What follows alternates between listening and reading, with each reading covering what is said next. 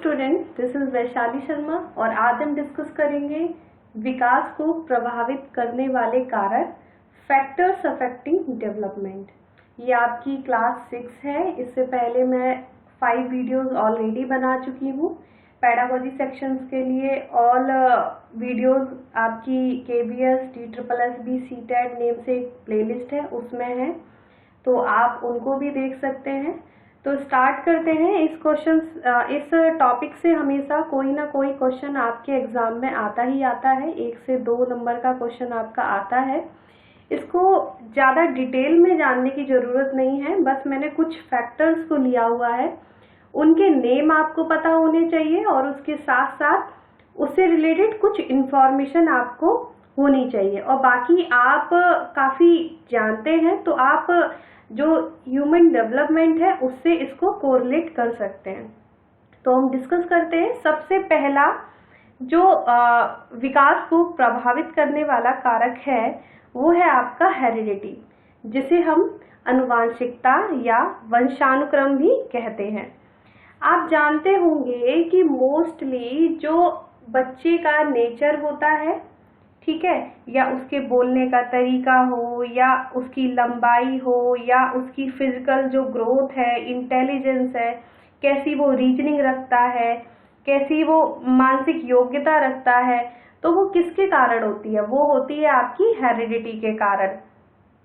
तो यहाँ पर जो माता पिता होते हैं उनसे रिलेटेड जो भी बच्चे में जो प्रॉपर्टीज ट्रांसफर होती हैं तो उनका बहुत बड़ा ही रोल होता है। बट हम ये कह सकते हैं 99% केसेस में हेरिडिटी का ही रोल होता है।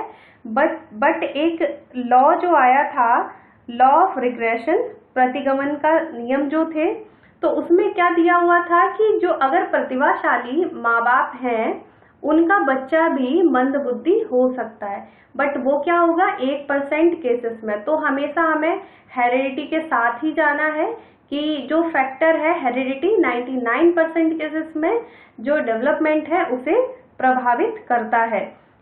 सेकंड है आपका इन्वायरमेंट। आप हमेशा याद रखिएगा, बाकी फैक्टर्स तो है ही हैं, बाकी सारे कहीं ना कहीं इसी में समाहित हैं, बट आपको ये 2 नेम हमेशा याद रखने हैं कि ये टॉप पर हैं। अगर हम विकास की बात करेंगे, अगर विकास बच्चे का होता है तो इन दोनों के इंटरेक्शन से होता है, इन दोनों की वजह से होता है। कभी भी हम सिंगल एक नेम को नहीं लेंगे। तो इन्वायरमेंट की बात करें तो इन्वायरमेंट क्या है? कुछ एक्सटर्नल जो थिंग्स होती हैं, लाइक कुछ ऐसी सिचुएशन होती हैं जो क्या है, बच्चे के व्यवहार को परिवर्तित कर देती हैं। यहाँ हम एक एग्जाम्पल लेते हैं। मान लीजिए कि बहुत ही ज़्यादा इंटेलिजेंट जो हैं माँ बाप हैं, उनका बच्चा है, तो अगर हम उसको उस टाइप का एनवायरनमेंट देंगे तो जो उसकी एनर्जी है वो पॉजिटिव वे में जाएगी, वो कुछ ना कुछ और अच्छा सीखेगा। बट इसके अपोजिट कि हेरिडिटी तो अच्छी थी बट इन्वायरमेंट कैसा मिला, मान लीजिए उसकी जो साथ में जो उसकी कंपनी है ऐसे लोगों से जो चोरी करते हैं या क्या अलग तरीके से रहते हैं, तो क्या बच्चे कैसा हो जाएगा, वो उस टाइप का हो जाएगा। तो एक इन्वायरमेंट का बहुत बड़ा ही रोल होता है जो उसके व्यवहार को, शारीरिक और मानसिक विकास को भी प्रभावित करता है। अब हम कह सकते हैं ये फिजिकल भी हो सकता है और साइकोलॉजिकल हो सकता है। दोनों टाइप का इन्वायरमेंट, फिजिकली और साइकोलॉजिकल, दोनों तरीके से ही जो बच्चे का विकास होता है उसको प्रभावित करता है। सबसे इम्पॉर्टेंट रोल होता है वो घर के इन्वायरमेंट का होता है, जो सबसे ज्यादा बच्चे को प्रभावित करता है। अगर आपका कोई ऐसा क्वेश्चन आता है जिसमें बोला जाए कि मुख्य रूप से कौन सा वातावरण बच्चे को प्रभावित करता है, तो परिवार का, क्योंकि जो बेसिक एजुकेशन होती है वो उसकी फैमिली इन्वायरमेंट से मिलती है। तो आप अब समझ गए होंगे हेरिडिटी और इन्वायरमेंट का बहुत बड़ा ही रोल होता है डेवलपमेंट में। तो ये बहुत ही ज्यादा मुख्य रूप से प्रभावित करते हैं उसके विकास को। अब प्रभावित करना पॉजिटिव वे में भी हो सकता है कि वो अच्छा भी हो सकता है और वो अच्छा नहीं भी हो सकता है। थर्ड है फूड। अब फूड की यहाँ पे बात करें, भोजन की बात करें, तो भोजन भी एक अत्यंत महत्वपूर्ण तत्व है। अब वो कैसे है? अगर हम ये बात करें कि अगर बच्चा गर्भ में है, माँ जैसा खाना खाएगी, भोजन करेगी, बच्चे का विकास वैसा ही होगा। अगर हम एक्सटर्नल एनवायरनमेंट की बात करें, बच्चा बाहर के एनवायरनमेंट में है, उसे जैसा खाना देंगे आप, जैसा वो खाएगा वैसे ही वो क्या होगा, उसकी फिजिकल ग्रोथ होगी। तो हम क्या कहते हैं, पौष्टिक भोजन खाना चाहिए, उससे क्या होता है, बॉडी एकदम फिट रहती है। तो जो विकास होता है, बाल विकास होता है, बच्चे का विकास होगा, तो उस पे भोजन का भी एक बहुत बड़ा महत्वपूर्ण जो रोल होता है। अब हम अगले की बात करते हैं, तो ये क्या है, डिजीज, कोई भी रोग। तो ये भी मुख्य रूप से प्रभावित करती है किसी भी बच्चे के विकास को। मान लीजिए हेरिडिटी भी अच्छी थी, इन्वायरमेंट भी अच्छा है, खाना भी अच्छा दिया जा रहा है, बट क्या कि उसे कुछ ऐसी बीमारी हो जाती है जिससे क्या है, उसकी फिजिकल ग्रोथ रुक जाती है। फिजिकल ग्रोथ रुक जाएगी तो क्या है, उसकी जो मानसिक विकास है उस पर भी उसका प्रभाव पड़ेगा। तो क्या है, जो रोग होते हैं, जो डिजीज होते हैं, बेसिकली वो भी हमारे विकास को प्रभावित करते हैं। तो अगर आप देखिए, अगर बच्चा स्टार्टिंग से ही इस टाइप से बीमार चल रहा है, उसे कोई ना कोई परेशानी रहती है, तो उसका विकास जो होता है वो प्रॉपर नहीं हो पाता है और वो कहीं ना कहीं अन्य बच्चों से पीछे रह जाता है। और इनके जो सीखने की गति होती है वो भी क्या होती है, सामान्य बच्चों की अपेक्षा कम होती है। आपका नेक्स्ट है फंक्शनिंग ऑफ ग्लैंड। जो ग्रंथियां होती हैं वो किस टाइप से हमारे बॉडी में काम कर रही हैं, उनका भी बहुत इंपॉर्टेंट रोल होता है हमारे विकास में लेकर, कि जो हमारे हार्मोन्स चेंज हो रहे होते हैं उससे क्या होता है, उन चेंजेस से हमारी जो फिजिकल ग्रोथ होती है, हमारी जो मेंटल ग्रोथ होती है, उस पर भी बहुत बड़ा प्रभाव पड़ता है। अब जैसे हम एग्जाम्पल की बात करें तो जो थाइमस ग्लैंड होती है, जिसे हम पाइनियल ग्लैंड भी बोलते हैं, तो उसका क्या होता है, वो अगर हाइपर एक्टिव होगी, हाइपर एक्टिव होने से बालक के शारीरिक मानसिक विकास में बाधा पड़ती है और उससे क्या होगा, जो बच्चा होगा काफी आयु तक उसका जो मानसिक विकास है, अगर हम उसके मानसिक रूप की बात करें तो वो मानसिक रूप से क्या है, बच्चा ही बना रहता है। इसी टाइप से बहुत सारी ग्लैंड्स होती हैं, वो हमारी फिजिकल ग्रोथ को रोक देती हैं और सारे जो डोमेन्स होते हैं वो कहीं ना कहीं एक दूसरे से कोरिलेटेड होते हैं। अगर आपकी फिजिकल ग्रोथ रुकती है तो कहीं ना कहीं मेंटल ग्रोथ पर उसका असर पड़ता है, मेंटल ग्रोथ अगर रुकती है तो आप कहीं ना कहीं इमोशनली भी उससे अफेक्टेड होते हैं। तो क्या है, ग्लैंड्स जैसे हमारी बॉडी में काम करेंगी उस टाइप से हमारा डेवलपमेंट होगा। अगला पॉइंट है आपका इंटेलिजेंस। जो आपकी बुद्धि होती है उसका भी हमारे विकास पर बहुत बड़ा प्रभाव पड़ता है। अगर हम बात करें कि अगर निम्न स्तर के बुद्धि रखता है अगर कोई बच्चा, तो उसका विकास आपने देखा होगा सामान्य बच्चे की अपेक्षा कम होता है। साथ के साथ अगर बच्चा उच्च बुद्धि स्तर का है तो उसका विकास उच्च स्तर का होगा। तो यहाँ पर भी हम बात करेंगे 99% केसेस में होता है, कभी कभी ऐसा होता है कि बच्चे की फिजिकल ग्रोथ बहुत अच्छी होती है बट उसकी इंटेलिजेंस की बात करें तो वो 0 हो सकती है। तो यहाँ पर हम इसके साथ जाएंगे कि मोस्ट प्रोबेबल केसेस में जो इंटेलिजेंस होता है वो भी हमारे विकास को कहीं ना कहीं प्रभावित करता है। अब अगला है आपका सेक्स डिफरेंस, लाइक लिंग भेद। तो यहाँ पर भी ये भी आपके विकास को प्रभावित करता है, तो ये आपके पर्सनैलिटी को भी अफेक्ट करता है। अगर हम इसकी बात करें तो जैसे बॉयज और गर्ल्स होते हैं तो वो फिजिकली भी एक दूसरे से अलग होते हैं। अगर उनके डेवलपमेंट की बात की जाए तो अगर जन्म के समय देखा जाए तो जो गर्ल होती है, जो लड़कियां होती हैं, उनका वेट लड़कों की तुलना में कम होता है। बट अगर हम उनकी फिजिकल ग्रोथ की बात करें तो बॉयज की कंपैरिजन में गर्ल्स की फिजिकल ग्रोथ बहुत ज्यादा होती है, उसका रेट बहुत ज्यादा हाई होता है। कि अगर जो उनकी फिजिकल ग्रोथ की बात की जाए, अगर टाइम पीरियड की बात करें कि अगर बॉय होगा तो उसकी फिजिकल ग्रोथ प्रॉपर किस एज में होगी, वो 16, 18 में जाकर या 20 में जाकर प्रॉपर होगी। बट अगर एक लड़की की बात की जाए तो वो उसकी फिजिकल ग्रोथ 14 to 16 या 18 ईयर तक प्रॉपर हो जाती है। तो ये भी आपके विकास को प्रभावित करता है। अगर आपका सेक्स डिफरेंस है तो बॉयज में physical development as compare to girl थोड़ा कम रहेगा। अगला पॉइंट है आपका जाति और संस्कृति। तो ये भी कहीं ना कहीं आपके जो विकास को है प्रभावित करते हैं। तो जैसे कुछ अध्ययनों में माना गया है कि कुछ पर्टिकुलर जातियां होती हैं, उनके जो बच्चे होते हैं वो फिजिकली रूप से बहुत ज़्यादा फिट होते हैं और बहुत ज़्यादा ही विकसित होते हैं।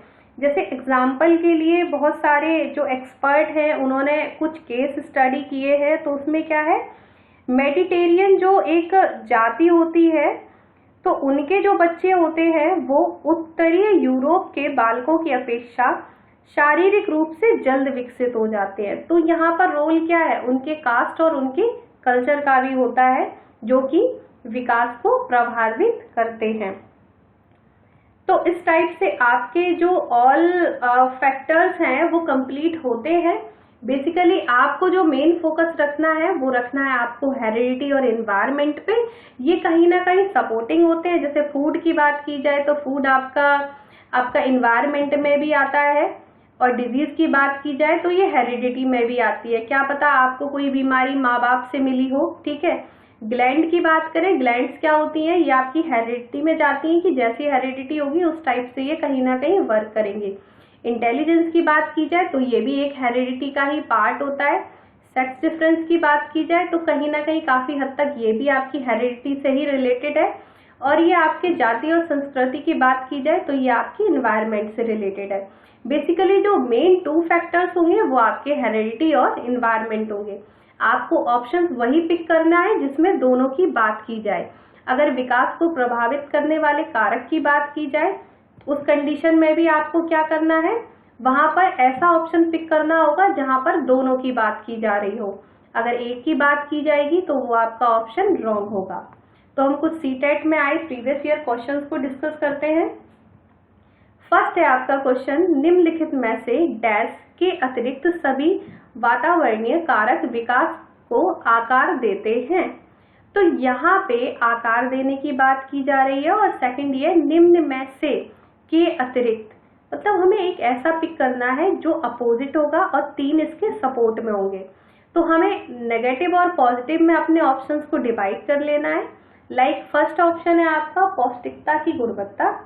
तो ये क्या है, हाँ ये होता है। अभी हमने फूड की बात की थी तो ये हमारा एक फैक्टर है आपके डेवलपमेंट के लिए। संस्कृति ये भी आपका एक फैक्टर था, अभी हमने पढ़ा था।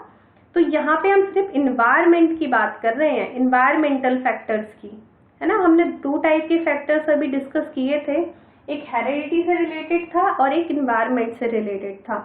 तो फर्स्ट भी आपका इन्वायरमेंट से रिलेटेड है, संस्कृति भी इन्वायरमेंट से रिलेटेड है। एजुकेशन की बात की जाए तो ये भी क्या है, आपका इन्वायरमेंट से रिलेटेड है। बट जो फिजिकल ग्रोथ होगी, फिजिकल स्ट्रक्चर होगा, वो आपका किससे होगा, हेरिडिटी से रिलेटेड होगा। तो आपका राइट ऑप्शन डी हो जाएगा। निम्नलिखित में से शारीरिक गठन के अतिरिक्त सभी वातावरणीय कारक विकास को आकार देते हैं। तो आपका राइट ऑप्शन हो जाएगा डी। अगला क्वेश्चन है आपका, बच्चे के विकास के शिरस्थ सिद्धांत के अनुसार निम्न में से कौन सा सत्य कथन है।